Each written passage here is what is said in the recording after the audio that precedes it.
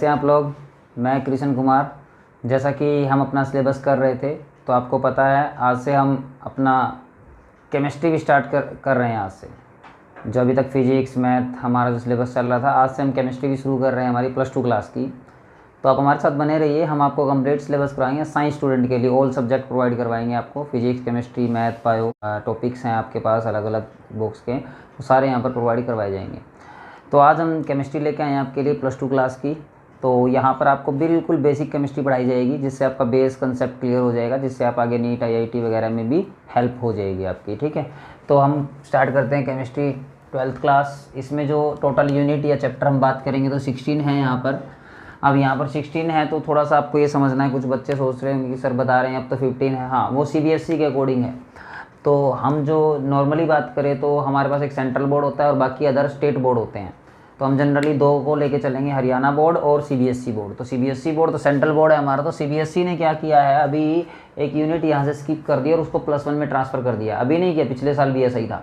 तो CBSE ने अपने सिलेबस से एक यूनिट को निकाल दिया यहाँ पर, लेकिन हरियाणा बोर्ड ने ऐसा कुछ नहीं किया। उन्होंने अपना सिलेबस रिमेन अनचेंज्ड रखा है। ठीक है, नो चेंज। उसके बाद हम बात करेंगे यहाँ पर हमारा, तो यूनिट हमारे पास जो CBSE के अकॉर्डिंग रहेगी वो यूनिट डिवाइड हो जाती है, यहाँ पर 15 हो जाती है और नॉर्मल बोर्ड में 16। जैसा कि हम HBSE की बात करेंगे और CBSE की बात करेंगे तो हमारे पास 15 यूनिट हो जाएगी। ठीक है, तो कौन सा चैप्टर इन्होंने यहाँ से स्किप किया उसको देख लेते हैं। तो जो हमारा द सॉलिड स्टेट है उसको यहाँ से निकाल के +1 में डाल दिया गया है। ठीक है, और +1 में डाला कहाँ पर है, जो हमारा 5th चैप्टर है उससे उस स्टेट्स ऑफ मैटर उसका सेकंड पार्ट बना दिया, क्योंकि उससे मिलता जुलता है ये चैप्टर। तो स्टेट्स ऑफ मैटर है तो वहीं पे सॉलिड को ले गए हैं। उसके बाद ये हमारा फर्स्ट यूनिट है सॉलिड स्टेट। केमिस्ट्री में जैसा कि हम सभी को पता 70 मार्क्स का पेपर होता है हमारा, वो 70 मार्क्स इसी में से कवर करने हैं। CBSE वालों को 15 यूनिट में से और HBSE वालों को 16 यूनिट में से ही कवर करना पड़ेगा। उसके बाद हम कुछ चैप्टर के नाम जान लेते हैं, उसके बाद हम अपना सिलेबस स्टार्ट करेंगे। आज ही स्टार्ट कर देंगे, इसी लेक्चर के अंदर हम सॉलिड स्टेट पढ़ेंगे भी, सिर्फ इंट्रोडक्शन नहीं रहेगा इसमें, इंट्रोडक्शन प्लस पहला चैप्टर स्टार्ट कर देंगे आज ही, ज़्यादा देर ना करते हुए। तो पहला जो हमारा चैप्टर है वो है सॉलिड स्टेट। तो इसमें हम सॉलिड स्टेट के बारे में पढ़ेंगे, जैसे कि हम पहले पढ़ते हैं लिक्विड और गैस स्टेट भी होती है, तो जनरली यहाँ पर सॉलिड के बारे में डिस्कशन होगी। उसके बाद हम सॉल्यूशन के बारे में डिस्कस करेंगे, हमारा सेकंड चैप्टर है। सॉल्यूशन जो आपने पढ़ा है सॉल्वेंट और सॉल्यूट का मिक्सचर होता है, उसी को पूरा डीपली पढ़ेंगे। ठीक है, उसके बाद हम पढ़ेंगे इलेक्ट्रोकेमिस्ट्री यहाँ पर। उसके बाद हम केमिकल काइनेटिक्स पढ़ेंगे। उसके बाद हम पढ़ेंगे सरफेस केमिस्ट्री। उसके बाद journal isolation principle of elements के बारे में हम यहाँ पर रिफाइनिंग करेंगे उन मेटल को। ठीक है, the journal principle of metals और मटेरियल को रिफाइन जो हम करते हैं 10th क्लास में, ओर्स वगैरह हम उनको रिफाइन करते थे, तो वहीं पे ये रिफाइनिंग रहेगा। यहाँ पर मेटल को अलग निकालने के लिए हमारा चैप्टर होगा, मेटलर्जी भी आप बोल सकते हो। ठीक है, उसके बाद P ब्लॉक की बात करते हैं। P ब्लॉक आपने +1 में पढ़ा है, तो हमने 2 ही ग्रुप यहाँ पर पढ़े थे, बोरोन और carbon family. Next 4 total 6 group होते हैं P ब्लॉक में, तो नेक्स्ट 4 हम इसमें पढ़ेंगे, जो कि हमारे पास रहेगी नाइट्रोजन, ऑक्सीजन, फ्लोरीन और जो नोबल गैस है। तो वहाँ पर हम हीलियम से तो नहीं ले सकते, नियॉन से इसको काउंट करेंगे। जनरली नोबल गैस में हीलियम भी आती है, लेकिन ग्रुप की बात कर रहे हैं हम। उसके बाद आते हैं हम D एंड F ब्लॉक की बात कर लें। यहाँ पर D एंड F ब्लॉक पूरा पढ़ेंगे, यहाँ पर दोनों के दोनों ब्लॉक एक साथ पढ़ेंगे। उसके बाद हम कोऑर्डिनेशन कंपाउंड पढ़ेंगे। ठीक है, जो अभी तक आपने पढ़ा था और +1 में थोड़ी सी प्रॉब्लम आती थी कि ये डबल साल्ट क्या होता है या कॉम्प्लेक्स साल्ट क्या होता है, उसके बारे में यहाँ पे डीपली स्टडी करेंगे हम। उसके बाद हमारा नेक्स्ट रहेगा, यहाँ से हमारी ऑर्गेनिक केमिस्ट्री स्टार्ट हो जाती है, हेलो एल्केन एंड हेलोरीन यहाँ से। तो ये चैप्टर हमारा ऑर्गेनिक का रहता है। इसमें आप कंप्लीटली, वैसे हेलो एल्केन हेलोरीन थोड़ा सा आप +1 में भी डिस्कस कर चुके हैं होता क्या है, लेकिन यहाँ पे हम इसको कंप्लीटली डिस्कस करेंगे विद चैप्टर कंप्लीट। ठीक है, हेलो एल्केन और हेलोरीन्स ऑर्गेनिक का चैप्टर है। उसके बाद हम यहाँ पर पढ़ेंगे अल्कोहल, फिनोल एंड ईथर, ये हमारा ऑर्गेनिक का चैप्टर है। Aldehyde, ketone and carboxylic acid पढ़ेंगे, ये भी ऑर्गेनिक का चैप्टर है हमारे पास। Amine, organic compound containing nitrogen, ये इस नाम से भी हो सकता है, और जनरली अमाइंस हम इसको पढ़ेंगे। ठीक है, उसका NH3 जो हमारे पास फॉर्मूला होता है। उसके बाद हम बात अमोनिया जो हम बोलते हैं उसको बेंजीन या चेन पे लगेगा। उसके बाद 14 यूनिट हमारी रहेगी बायोमोलिक्यूल्स। उसके बाद पॉलीमर रहेगा हमारे पास, और उसके बाद रहेगा chemistry in everyday life, chemistry everyday in our life हम इसको बोल सकते हैं। चैप्टर तो रहेगा केमिस्ट्री एवरीडे इन लाइफ, जो हमारी लाइफ के अंदर केमिस्ट्री का पर डे यूज होता है। तो ये हमारे पास टोटल 16 यूनिट है। इसमें हम जो आज डिस्कस करेंगे वो सबसे पहले सॉलिड स्टेट को डिस्कस करेंगे, और अभी इसको शुरू करते हैं, ज़्यादा टाइम ना खराब करते। तो देखिए हम सॉलिड स्टेट पढ़ते हैं। तो हम करेंगे द सॉलिड स्टेट, ये हमारी पहली यूनिट है केमिस्ट्री की, उसी को डिस्कस करेंगे कंप्लीट यहाँ पर। तो देखते हैं द सॉलिड स्टेट। ये पहली यूनिट है हमारे पास केमिस्ट्री की, सीबीएसई ने इसको बाहर निकाल दिया है।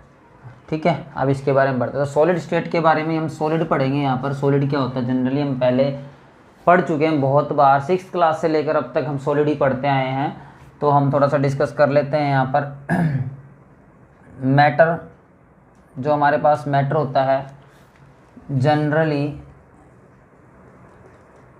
Exist in 3 state. मैटर जो हमारे पास जनरली 3 स्टेट में एग्जिस्ट करता है, जिसका हम पढ़ चुके हैं सॉलिड, लिक्विड एंड गैस। ये 3 स्टेट हमारे पास होती है। तो हम इनको थोड़ा सा कंपेयर करेंगे, जनरली हमें पता है। तो सबसे पहले हम बात करेंगे सॉलिड। तो सॉलिड जो होता है, लिक्विड जो होता है, गैस जो होता है, ये हमें पता है। Solid have definite shape, size, volume. Liquid have definite volume but not shape. Gas don't have definite volume and shape. Gas के पास ना वॉल्यूम होता है ना डेफिनेट शेप होती है। ठीक है। The intermolecular force of attraction in solid is more as compare to gas and liquid, और मच हम यूज़ कर सकते हैं। सॉलिड के अंदर सबसे ज़्यादा फोर्स ऑफ अट्रैक्शन होती है। Therefore the particle are very close each other in case of solid state, but in case of liquid state the particle are far as compared to solid. In gaseous state the particle are much far as compared to solid state, and therefore the attraction between liquid particles are weak as compared to solid state, and gaseous state a particle are very far, therefore the very weak attraction or repulsion between the particles, we can say that. उसके बाद हम यहाँ पर solid में बात करते हैं। तो क्या इसमें दो हमारे यहाँ पे टॉपिक स्टार्ट होते हैं, 2 चीज़ें स्टार्ट होती है। एक तो हमें सॉलिड में पढ़ना है इंटरमोलिकुलर फोर्स के बारे में थोड़ा सा, इंटरमोलिकुलर फोर्स ऑफ अट्रैक्शन। एक हमने पढ़ना है यहाँ पे थर्मल एनर्जी, थर्मल एनर्जी। तो यहाँ पर मैं एक आपको जनरली एक शो कर देते हैं यहाँ पे। ये सॉलिड है हमारे पास, ये लिक्विड है और ये गैस है। तो अब जैसे जैसे हम सॉलिड से लिक्विड और लिक्विड से गैस की तरफ जाते हैं तो इंटरमोलिकुलर फोर्स डिक्रीज हो जाती है। Intermolecular force are decrease. क्यों? जो सॉलिड के पार्टिकल है वो क्लोज होते हैं, लिक्विड के पार्टिकल थोड़े दूर होते हैं, गैस के पार्टिकल बहुत ज़्यादा दूर होते हैं। तो इनके बीच में जो फोर्स ऑफ अट्रैक्शन रहेगी, एक दूसरे को अट्रैक्ट करने की जो प्रॉपर्टी होगी, सॉलिड में बहुत ज़्यादा होगी, लिक्विड में ना के बराबर, उसके कंपेयर में कम होगी, और गैस में ना के बराबर ही होगी। तो उसके बाद दूसरा पॉइंट हमारे पास आता है इससे अपोजिट, थर्मल एनर्जी।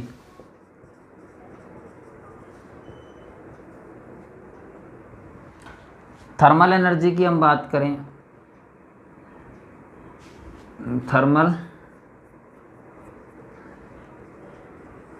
एनर्जी, अगर हम लेफ्ट टू राइट चलें, सॉलिड टू गैस, तो थर्मल एनर्जी सबसे ज़्यादा गैस की होगी। अब थर्मल एनर्जी वो एनर्जी होती है जिससे पार्टिकल थर्मली मूव कर सके, जिनके अंदर काइनेटिक एनर्जी बहुत ज़्यादा हो। तो काइनेटिक एनर्जी तो गैस के पार्टिकल के अंदर सबसे ज़्यादा होती है, तो थर्मल एनर्जी सबसे ज़्यादा क्या होगी, गैस की ज़्यादा होगी। और इंटरमोलिकुलर फोर्स सबसे ज़्यादा किसकी होगी, सॉलिड की होगी। ये हमें ध्यान रखना है, ये आपको पता भी होना चाहिए, क्योंकि इसी पे हम इसको पढ़ेंगे। अब हम इसको स्टार्ट करते हैं सॉलिड से। तो व्हाट इज सॉलिड? ठीक है, matter which have definite shape, size and volume. हम यहाँ पर सॉलिड की डेफिनेशन लिख देते हैं,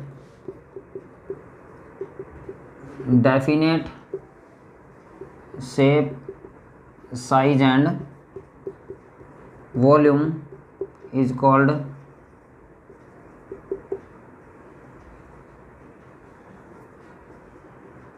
सॉलिड स्टेट। जिसके पास डेफिनेट शेप, साइज, वॉल्यूम होता है उसको हम सॉलिड स्टेट कहते हैं।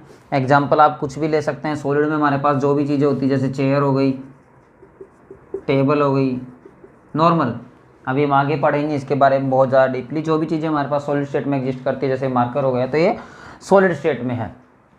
तो ये तो हमारे पास सॉलिड की डेफिनेशन है। इसके कुछ कैरेक्टरिस्टिक्स पढ़ेंगे हम कि सॉलिड, लिक्विड और गैस में डिफरेंस क्या होता है। जर्नली वैसे ही डिस्कस कर लेंगे, लिखने की ज़रूरत नहीं है। सॉलिड जो होता है उसकी इंटरमोलिकुलर फोर्स हाई होती है, लिक्विड की इंटरमोलिकुलर फोर्स वीक होती है और गैस की इंटरमोलिकुलर फोर्स बहुत ज़्यादा वीक होती है। दूसरा reason, the particle are close each other, जो सॉलिड के पार्टिकल है वो क्लोजली पैक्ड होते हैं जैसे यहाँ बनाया गया है, लिक्विड के थोड़े दूर और गैस के बहुत ज़्यादा दूर होते हैं। उसके बाद हम बात करते हैं फोर्स ऑफ अट्रैक्शन, हमने बात कर ली, पार्टिकल बात कर ली उसके बाद रिजिडिटी की बात करते हैं। जो सॉलिड होता है वो रिजिड स्ट्रक्चर रखता है, रिजिड मतलब जिसकी शेप डेफिनेट हो, जो बदले ना, और लिक्विड जो है उसका स्ट्रक्चर रिजिड नहीं होता है। अकॉर्डिंग टू वेसल और container they can change their shape, when we put in these vessel they contain their shape और साइज। जिस भी बर्तन में हम इसको डालते हैं उसकी शेप ले लेता है। गैस, इसका तो हमें पता ही है कि डेफिनेट शेप और डेफिनेट वॉल्यूम दोनों ही नहीं होते हैं, और हाँ जिस भी बर्तन में डालेंगे उसमें आप कह सकते हो कि शेप ले लेती है। दूसरी बात यहाँ पर एक नोट करने वाली बात है, लिक्विड का जो वॉल्यूम है वो फिक्स है, गैस का वॉल्यूम अगर हम बात करें तो नेग्लेजिबल होता है। नेग्लेजिबल क्यों होता है उसके बारे में हम बात करेंगे। नेग्लेजिबल का मतलब ये है कि जो वॉल्यूम एक्चुअल गैस का कम क्यों होता है। सपोज कीजिए आपके पास गैस है 1 लीटर मान लीजिए, और इतना बड़ा कंटेनर में आपने उसको फिल किया हुआ है और वो पार्टिकल बहुत ज़्यादा दूर है, बहुत ज़्यादा दूर है, आपने इससे छोटे कंटेनर में फिल कर दिया तो ये पार्टिकल थोड़ा क्लोज आ गए पहले से।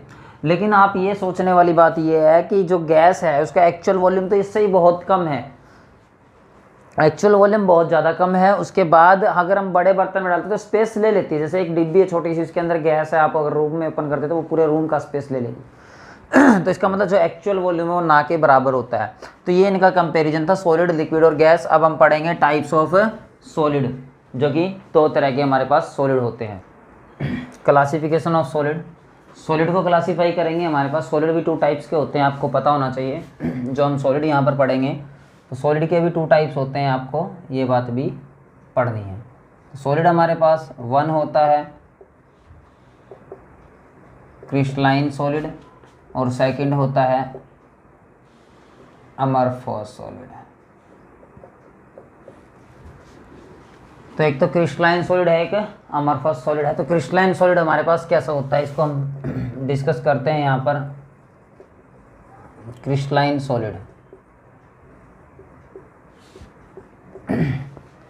The solid which have definite shape, ये तो चलो अमरफस में भी आप समझोगे कि ये डेफिनेट, बट रेगुलर ऑर्डर होना चाहिए यहाँ पर। These constituent particle, the constituent particle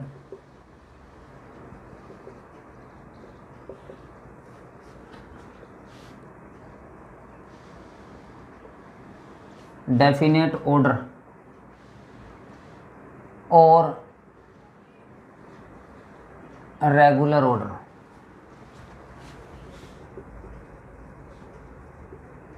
are called crystalline solid. और इसका एग्जांपल हम लिख सकते हैं जिंक सल्फाइड, NaCl, जितने भी आपके पास क्रिस्टल होते हैं, generally zinc sulphide, NaCl etcetera हम यूज़ कर सकते हैं यहाँ पर। जितने भी क्रिस्टल की फॉर्म में होते हैं, क्रिस्टलाइन सॉलिड होते हैं, जिनकी डेफिनेट शेप होती है, साइज अरेंजमेंट होता है, ठीक है, लॉन्ग रेंज ऑर्डर होते हैं, ये शार्प मेल्टिंग और बॉइलिंग पॉइंट होता है। इनका डिफरेंस हम करेंगे यहाँ पर अमरफॉस और क्रिस्टलाइन में। तब अब हम दूसरा पढ़ते हैं यहाँ पर अमरफॉस। अमरफॉस क्रिस्टलाइन क्या होता है, अमरफॉस सॉलिड क्या होता है। Amorphous solid, the constituent particle, same लिखना आपको, the particle which have no order और इरेगुलर ऑर्डर हम यूज कर सकते हैं। अरेंजमेंट भी यूज कर सकते हो, इरेगुलर ऑर्डर कह सकते हो, इरेगुलर अरेंजमेंट कह सकते हैं। तो ये हमारे पास अमरफॉस सॉलिड होता है। इसके एग्जाम्पल की अगर हम बात कर लें तो इसका एग्जाम्पल क्या रहेगा वो आप देख लीजिए। जर्नली प्लास्टिक, सभी प्लास्टिक नहीं आएंगे, कुछ प्लास्टिक इसके अंदर आएंगे। पॉलीमर प्लास्टिक का ही एक रूप है। उसके अलावा रबर आ जाएगा इसके अंदर, जो रबड़ होता है वो भी इसी के अंदर आता है। इसके बाद इसमें क्वार्ट्ज ग्लास आ जाएगा, एटसेट्रा। ये हमारे पास अमरफॉस सॉलिड होता है। दोनों में डिफरेंस पढ़ लेते हैं, यही बता देते हैं आपको, जनरली डिस्कस कर लेते हैं हम। जो क्रिस्टलाइन सॉलिड होते हैं वो रेगुलर अरेंजमेंट में होते हैं, अमरफस जो होते हैं वो इरेगुलर अरेंजमेंट में होते हैं, पहला डिफरेंस। दूसरा, जो क्रिस्टलाइन सॉलिड होते हैं उनका मेल्टिंग और बॉइलिंग पॉइंट हाई होता है, जो अमरफस सॉलिड होते हैं उनका मेल्टिंग और बॉइलिंग पॉइंट थोड़ा सा लो होता है। और हम ये कहेंगे क्रिस्टलाइन सॉलिड जो है उनका sharp melting and boiling point होता है, अमरफस का sharp melting and boiling point नहीं होता है। तीसरा, जो रेंज ऑर्डर होता है, कहाँ तक ये अट्रैक्ट करते हैं पार्टिकल, तो जो सॉलिड हमारा क्रिस्टलाइन में होता है उनका लॉन्ग रेंज ऑर्डर होता है, जो अमरफस में तो शॉर्ट रेंज ऑर्डर होता है। उसके बाद फोर्थ हम डिफरेंस अगर बात करें, जो सॉलिड क्रिस्टलाइन होता है उसको हम कट करेंगे तो एक शार्प एज लेगा, वो बिल्कुल प्रॉपर कटिंग आएगी। अमरफस में ऐसा नहीं आएगा, जैसे कोई शीशा हमारे हाथ से गिर जाए तो वो किसी भी शेप में टूट सकता है। उसके बाद क्रिस्टलाइन का एग्जांपल हम लेंगे तो एक पर्टिकुलर अरेंजमेंट में हमें कोई चीज़ को अरेंज करना होगा। एक एग्जांपल वैसे ही बता देते हैं, जैसे क्रिस्टलाइन का एग्जांपल ले रहे हैं हम, ये जैसे एक पार्टिकल यहाँ पर, एक पार्टिकल यहाँ पर, एक पार्टिकल यहाँ पर, एक पार्टिकल ऐसे ऐसे ही आगे चलेगा, ये ऑर्डर को फॉलो करेगा प्रॉपर। अब हम ये क्रिस्टलाइन अगर हम इसको अमरफस में शो करते हैं, अमरफस में कैसे शो होगा वो देख लीजिए आप।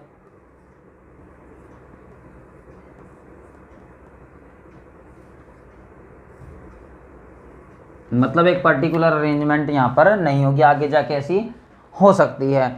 इसके अलावा हम इसके बीच में डिफरेंस पढ़ चुके हैं। डिफरेंस आपके पास आ जाता है कि क्रिस्टलाइन क्या होता है, अमरफस क्या होता है, मैं डिफरेंस बताइए तो आप कितने भी डिफरेंस इनको लिख सकते हैं। बस इनको समझना है कि क्रिस्टलाइन एक पर्टिकुलर अरेंजमेंट में होता है और अमरफस जो होता है सॉलिड का ही टाइप।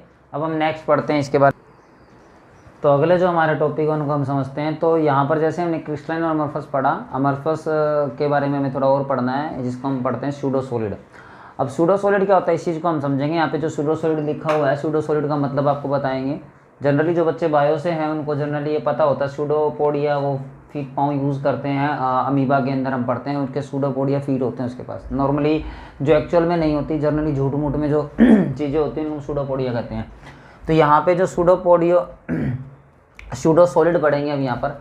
सूडो सॉलिड क्या होता है उस चीज़ को समझिए। सूडो सॉलिड का मतलब है यहाँ पर कि वो एक्चुअल में सॉलिड नहीं है, फॉल्स है, ट्रू सॉलिड नहीं है, not true solid, not true solid, जो असली में सॉलिड ना हो, जो आपको सिर्फ देखने में लगते हैं, उसको हम सूडो सॉलिड कहते हैं। अब इसका एग्जांपल हम समझते हैं। इसमें आता है ग्लास।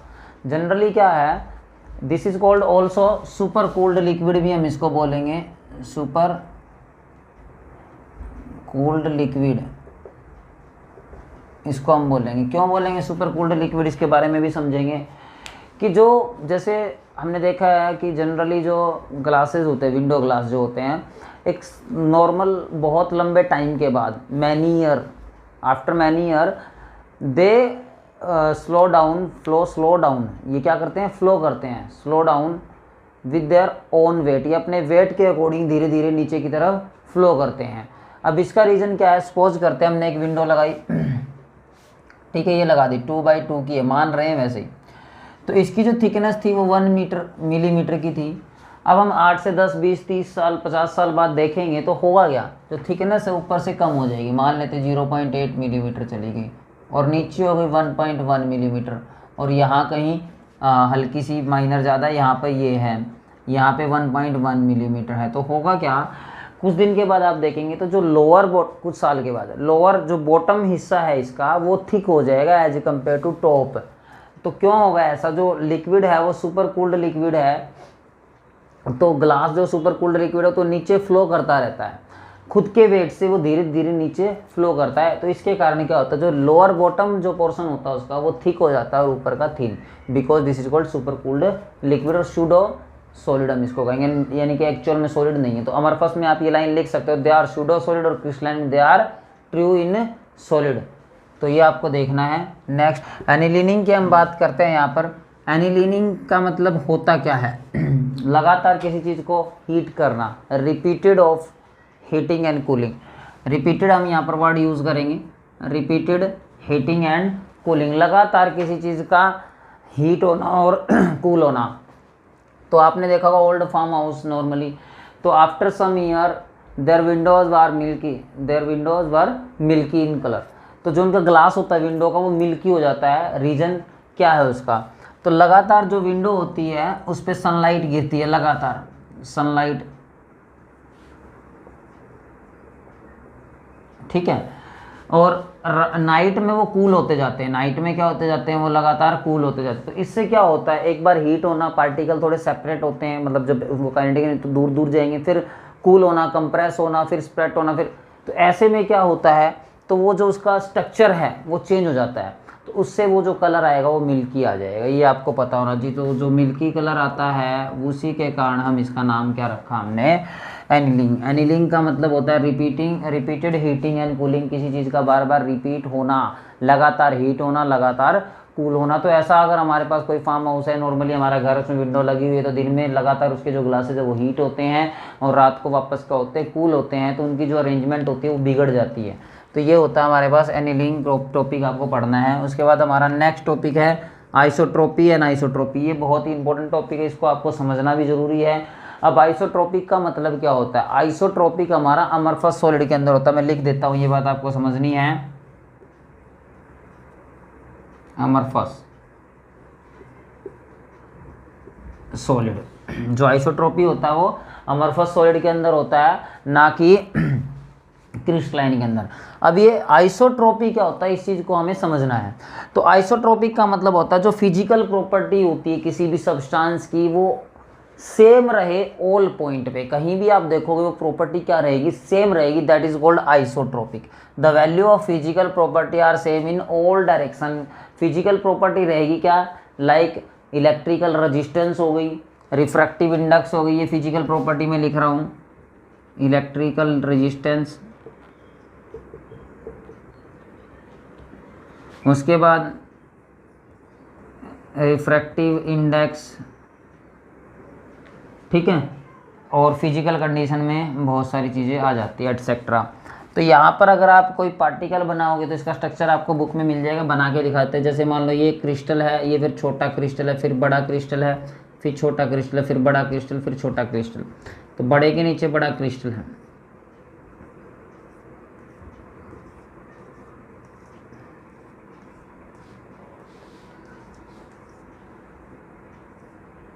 ठीक है, अब हमने इस लाइन को ए बी मान लिया और एक लाइन और ले लेते हैं हम यहाँ से, जैसे ये है हमारे पास। अब इसको काटते ही हूँ, तो इसको मान लिया हमने सी डी। तो यहाँ पे देखिए क्रिस्टल डिफरेंट है, दीज आर क्रिस्टल सेम, ठीक है, दीज आर डिफरेंट क्रिस्टल, ऐसे।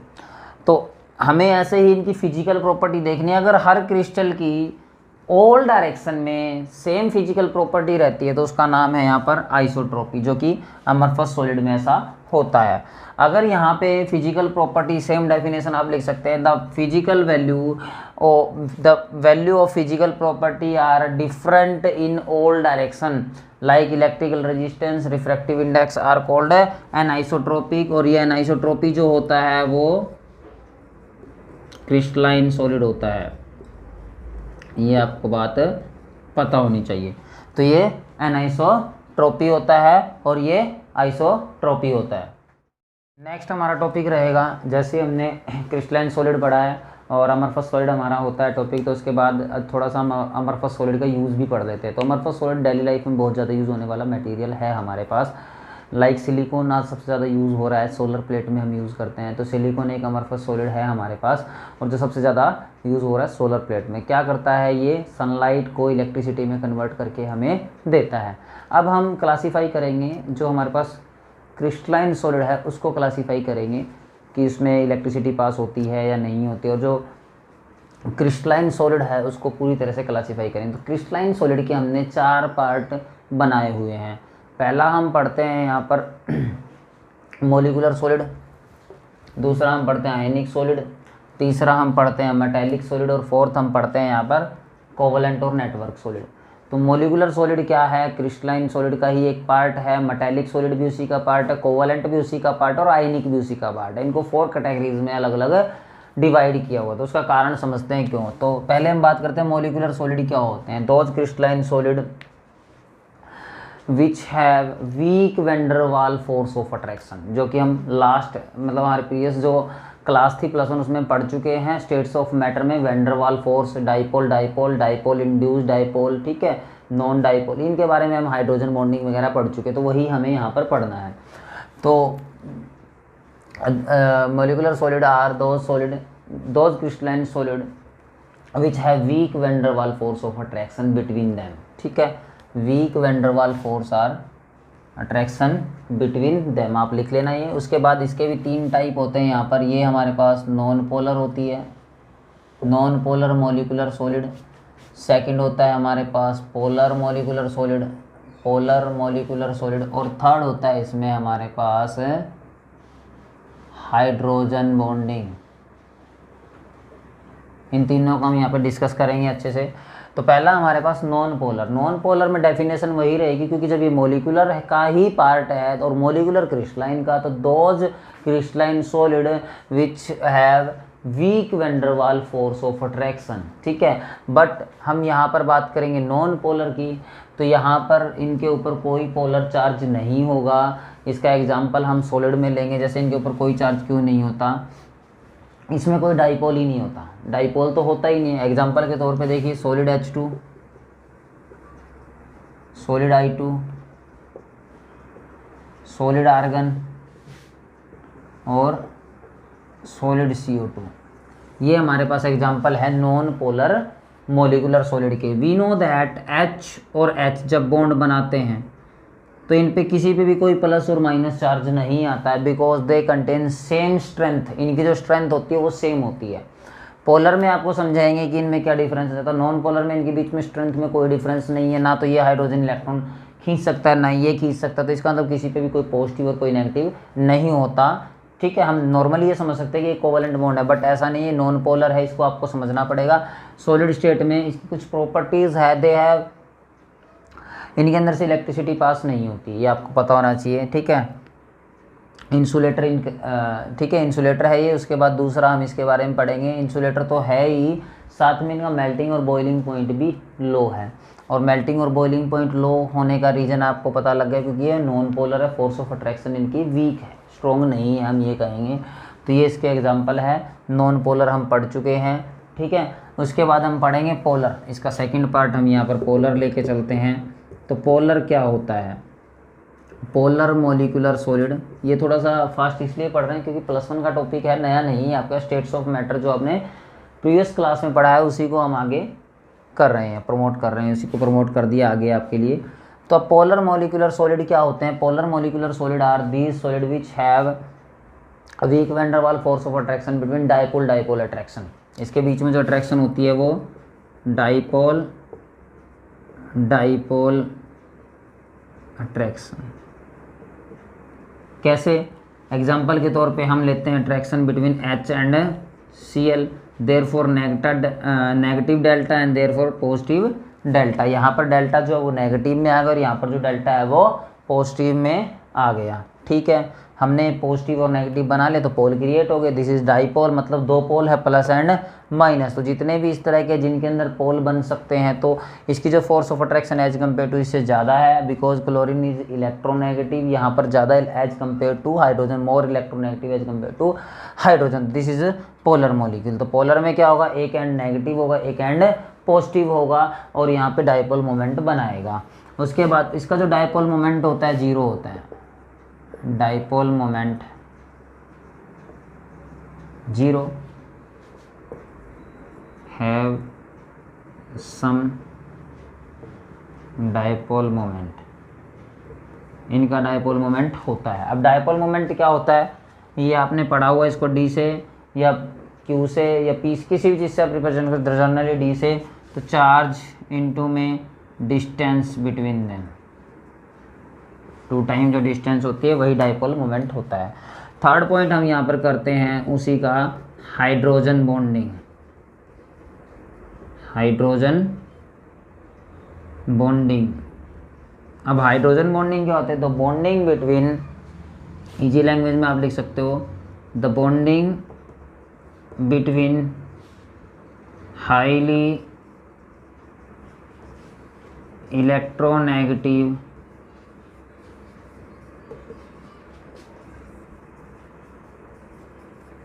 elements and hydrogen atom। ये जो बॉन्डिंग होगी वो हाइड्रोजन और हाईली इलेक्ट्रोनेगेटिव एलिमेंट के बीच में होगी। This is called hydrogen bonding. इसको थोड़ा समझेंगे भी और अच्छे से समझेंगे तो हम इसको समझते हैं। यहाँ पर हाइड्रोजन बॉन्डिंग की हम बात कर रहे हैं तो हाइड्रोजन बॉन्डिंग को समझते हैं होती क्या है, डेफिनेशन हमें पता लग गया। अब आपसे पूछे हाईली इलेक्ट्रोनेगेटिव एलिमेंट का क्या मतलब है, तो जो हाइड्रोजन का बॉन्ड रहेगा वो रहेगा नाइट्रोजन, ऑक्सीजन और फ्लोरीन। इन तीनों से अगर हाइड्रोजन बॉन्ड बनाता है वो भी डॉटेड फॉर्म में बनाएगा, भी डिस्कस करेंगे। This is called hydrogen bonding. तो देखिए हाइड्रोजन बॉन्डिंग कैसे हम बनाते हैं। एग्जाम्पल ले लेते हैं ऑक्सीजन के लिए वाटर का। तो H2O जब आइस की फॉर्म में बनाता है तो हाइड्रोजन बॉन्डिंग कैसे होती है इसके अंदर, HOH HOH HOH, ये वाटर मॉलिक्यूल कह सकते हो या फिर आइस की फॉर्म में भी हम इसको कह सकते हैं HOH।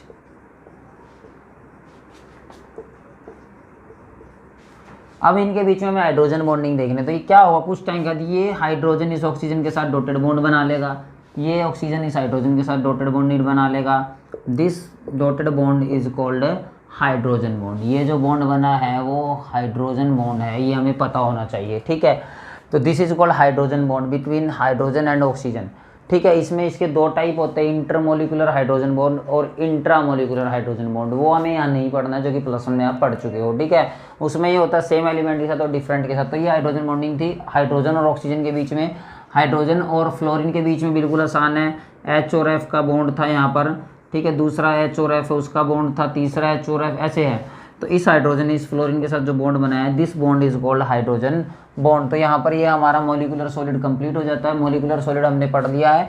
उसके बाद हम यहाँ पर आयनिक सॉलिड की बात करते हैं। आयनिक सॉलिड जो होता है इसमें जो फ्लो होता है वो आयंस का फ्लो होता है। आयंस का फ्लो कैसे होता है, जो जैसे मान लीजिए NaCl क्रिस्टल है, इसमें कैटायन होता है और एनायन होता है। तो flow of ion, the force of attraction between ions, तो यहाँ पर आयंस का फ्लो रहेगा और आयंस रहेंगे, ये हमें समझ में आना चाहिए।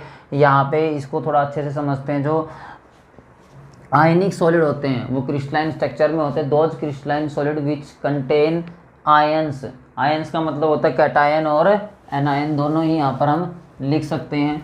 हमारा जो आयनिक सॉलिड है इसके बारे में हम डिस्कस कर रहे हैं। Ionic solid are those crystalline solid which have electrostatic force between ions. इनमें जो आयंस होंगे उनके बीच में इलेक्ट्रोस्टैटिक कूलम्बिक फोर्स लगेगी। यहाँ पर अभी आप फिजिक्स भी पढ़ रहे हैं तो कूलम्ब फोर्स आपने पढ़ा होगा, फोर्स बिटवीन टू चार्जेस। तो यहाँ भी दो चार्ज ही है। अब कैसे, जैसे सपोज करते हैं NaCl क्रिस्टल था, इसको ब्रेक किया हमने, this is cation and this is anion. तो जो कैटायन होता है वो इलेक्ट्रॉन का हमें पता लॉस करता है। जैसे वो इलेक्ट्रॉन लॉस करता है तो वो कैटायन बन जाता है जो एटम होता है, और जो एनायन होता है वो इलेक्ट्रॉन गेन करने के बाद बनता है एनायन। यानी कि जनरली कोई भी एटम इलेक्ट्रॉन लॉस या गेन करता है तो हम पीछे पढ़ चुके हैं, इनको गैसीय स्टेट में आना पड़ेगा। जी लगा लेना इनके साथ, दोनों के साथ। जब तक गैसीय स्टेट में नहीं आएगा इलेक्ट्रॉन गेन या लॉस नहीं करेंगे, ठीक है। अब हम बात करते हैं हमारा आयनिक सॉलिड कैसे। अब नमक जो होता है वो ब्रिटल होता है नेचर से। इसका एग्जाम्पल मैं आपको पहले बता देता हूँ। NaCl इसका एग्जाम्पल है, जिंक सल्फेट इसका एग्जाम्पल, जिंक सल्फाइड इसका एग्जाम्पल है, कैल्शियम फ्लोराइड। ऐसे बहुत सारे एग्जाम्पल है जिनकी स्टेट सॉलिड होते हैं और they are bad conductor in case of solid state. Insulator भी आप इनको कह सकते हो। इंसुलेटर क्यों है, किस स्टेट में, सॉलिड में। अगर आप चाहते हो कंडक्टर बने तो ये एक्वस स्टेट में इनको लाना पड़ेगा, मोल्टन स्टेट में इनको लाना पड़ेगा। मोल्टन स्टेट, मोल्टन स्टेट में कैसे, जैसे हम नमक को पानी में घोल सकते हैं। जब आप नमक को पानी में घोलते हो तो ये कैटायन और एनायन में डिजोल्व हो जाता है। NaCl कैटायन और Na कैटायन और Cl एनायंस। अब कैटायन जो होता है वो पॉजिटिव टर्मिनल, मतलब एक तरह से पॉजिटिव होता है, नेगेटिव की तरफ मूव करेगा, और जो नेगेटिव और पॉजिटिव, तो इससे इलेक्ट्रिसिटी कंडक्ट करती है। तो जो फ्लो ऑफ आयंस होता है उसके कारण ही इलेक्ट्रिसिटी पास आउट होती है इनके अंदर से। और पास आउट कब होगी, जब ये मोल्टन स्टेट में होगा। अब इनकी कुछ बातें ध्यान रखना आप। जो क्रिस्टलाइन आयनिक सॉलिड होते हैं they are more strong as compare to molecular salt. इनसे ज़्यादा स्ट्रॉन्ग फोर्स होती है आयनिक सॉलिड के अंदर। तो आयनिक सॉलिड क्या करते हैं, एक दूसरे से इलेक्ट्रोस्टैटिक फोर्स से कंबाइन करके रखते हैं, एक दूसरे को बांध के रखते हैं। इनमें electricity, in case of solid state does not allow pass of electricity, इसमें से इलेक्ट्रिसिटी पास नहीं होगी। जब ये सॉलिड स्टेट में होंगे तो इंसुलेटर होंगे। But we dissolve any solution, इसको जब हम किसी सॉल्यूशन में डिजोल्व कर लेंगे then they allow electricity pass out this solution, उस सॉल्यूशन में से इलेक्ट्रिसिटी पास हो जाएगी अगर ये मोल्टन। उसके बाद the force of attraction between cation and anion are very strong, that's why they are exist in solid state. यही रीजन है कि ये सॉलिड स्टेट में एग्जिस्ट करते हैं। High melting and boiling point, इनका मेल्टिंग और बॉइलिंग पॉइंट भी बहुत ज़्यादा होता है। जब भी हम नॉर्मली रूम टेम्परेचर पर नमक रखा तो मेल्ट नहीं होता है। तो ये हमारे पास आयनिक सॉलिड कंप्लीट हो जाता है। अब ये मेटालिक सॉलिड हम समझते हैं। मेटालिक सॉलिड बिल्कुल आसान है, इसमें सारे जितने भी मेटल्स हैं। अब मेटल्स को समझते हैं। यहाँ पर मेटल्स के बारे में क्या बताना चाहता है, those crystalline solid which have free electrons.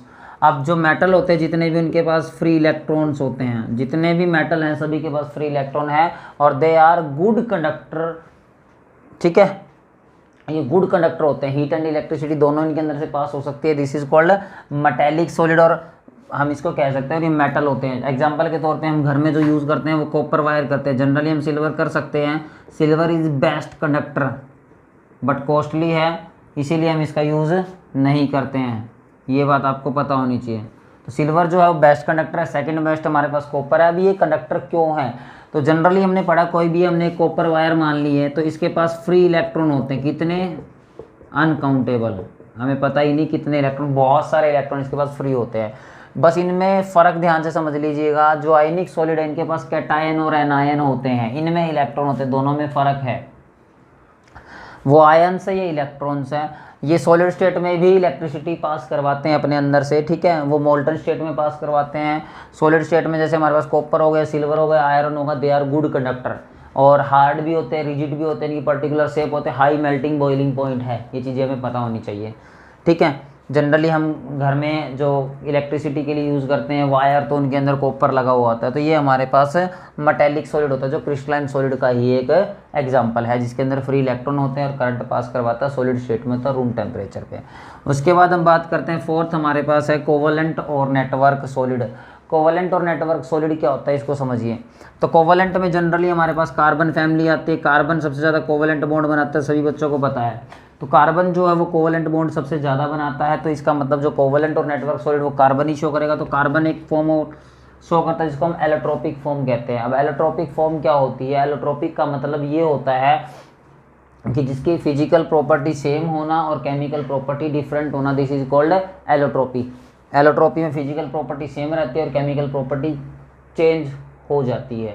Sorry, chemical property same रहती है, फिजिकल प्रॉपर्टी चेंज हो जाती है।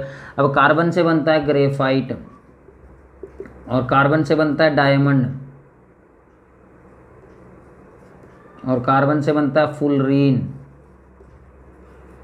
तो हमें बात करनी है सिर्फ ग्रेफाइट और डायमंड की। तो इन दोनों का स्ट्रक्चर हम थोड़ा सा समझ लेते हैं। जनरली वैसे ही हमने पढ़ा हुआ है इनके बारे में। तो कोवलेंट और नेटवर्क सॉलिड की अगर हम बात करें तो हम ग्रेफाइट और डायमंड के बारे में पढ़ेंगे। तो कोवलेंट सॉलिड क्या है, those crystalline solid which have strong covalent bond between two और मोर एटम, और मे बी सिमिलर और डिफरेंट एटम वो हो सकते हैं। They are insulator in nature, some exception are there. Graphite are good conductor, ये सभी को बच्चों को तुम्हें पता है। ग्रेफाइट हम 10th क्लास से पढ़ते आ रहे हैं। एक ऐसा हमारे पास सब्सटेंस है जिसके अंदर से इलेक्ट्रिसिटी पास हो जाती है।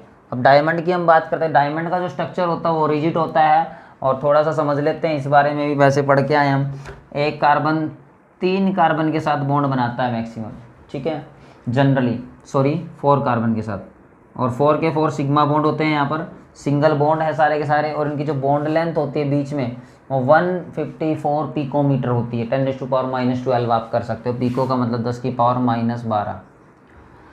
तो डायमंड जो होता है वो हार्ड होता है, रिजिड होता है, और बहुत सारी चीज़ों में हमारे पास यूज़ होता है, और इंसुलेटर होता है, इसमें से करंट पास नहीं होता, ब्रिटल होता है, ठीक है, शाइनिंग सरफेस होता है। इसकी कटिंग भी हम इस तरीके से करते हैं कि इसमें लाइट एंटर हो, एग्जिट ना हो। 24.2 डिग्री पे हम इसकी कटिंग करते हैं। इसके अलावा डायमंड हमारे पास एज ए कटर यूज़ करते हैं, इससे हम बहुत सारी चीज़ें काट सकते हैं, ठीक है, ग्लास जैसे, ठीक है, डायमंड टू डायमंड हम कट करते हैं। ग्रेफाइट की बात करें तो ग्रेफाइट एक पेस्ट होता है, और इसमें 1 कार्बन एटम 3 कार्बन से अटैच होता है। एक कार्बन किसी दूसरे कार्बन के साथ डबल बॉन्ड जरूर बनाता है, बाकी 2 सिंगल बॉन्ड 1 डबल बॉन्ड होता है। यहाँ पर ऐसे 4 अपने 4 बॉन्ड पूरे करता है। तो कहीं ना कहीं तो ये क्लोज होते हैं तो वहाँ पर इसकी बॉन्ड लेंथ 140 पिकोमीटर के आसपास होते हैं। जब इनके बीच में गैप ज़्यादा है तो इनकी जो बॉन्ड लेंथ होती है वो 340 पिकोमीटर होती है, जो कि डायमंड से 2 टाइम्स से भी ज़्यादा है। तो ऐसा है कि इसके बीच में जो फोर्स ऑफ अट्रैक्शन है वो वीक है, और फोर्स ऑफ अट्रैक्शन वीक होने के कारण ये ईजिली मतलब पाउडर फॉर्म में हमें मिलता है। और उसके बाद good conductor of heat and electricity, ये एक्सेप्शन केस है। तो ये हमारे पास आज क्रिस्टलाइन सॉलिड हमने पूरा कर लिया है। क्रिस्टलाइन सॉलिड के 4 टाइप हमने पढ़ लिए हैं, मॉलिक्यूलर सॉलिड, आयनिक सॉलिड, मेटेलिक सॉलिड और कोवलेंट नेटवर्क सॉलिड हमने पढ़ लिया है। आप हमारे साथ बने रहिए, हम नेक्स्ट लेक्चर में लेके आएंगे क्रिस्टल लेटिस और यूनिट सेल। तो इसको जल्द ही हम कंप्लीट कर देंगे 3 से 4 लेक्चर के अंदर पहली यूनिट को और बेसिक को समझते हुए। तो थैंक यू स्टूडेंट।